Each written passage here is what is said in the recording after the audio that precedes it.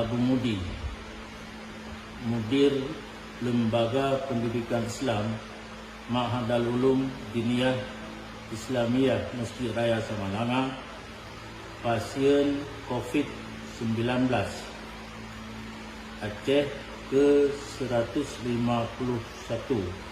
Dari total sekarang sudah mencapai 415 jumlah.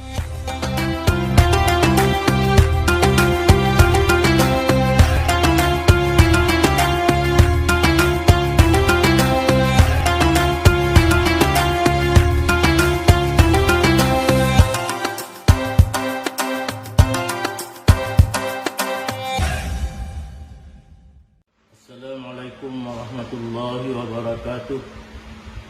Saya Abu Mudi, Mudir Lembaga Pendidikan Islam Ma'hadul Ulum Diniyah Islamiyah Masjid Raya Samalanga, pasien COVID-19 Aceh ke-151. Dari total sekarang sudah mencapai 415 jumlah orang hingga hari ini 1 Agustus 2019. Alhamdulillah, atas izin dari Allah Subhanahu wa Ta'ala dan doa yang tulus tidak henti-hentinya dari semua masyarakat, saya sudah dibolehkan pulang dari ruangan isolasi RACU Rumah Sakit Dr. Zainal Abidin Banda Aceh dan melanjutkan masa isolasi mandiri hingga 2 minggu ke depan dengan protokol kesehatan yang ketat. Wabah COVID-19 ini nyata adanya.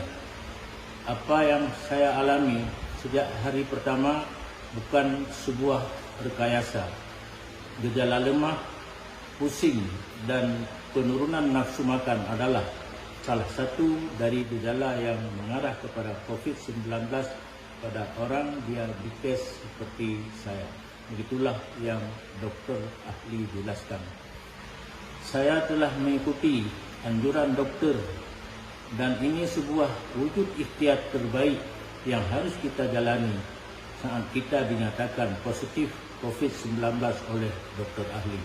Bukan menghindari, mencari-cari kesalahan ataupun mencari pembenaran. Hal demikian akan mengganggu kinerja dokter dan pemerintah dalam menekan angka penularan wabah pandemi ini.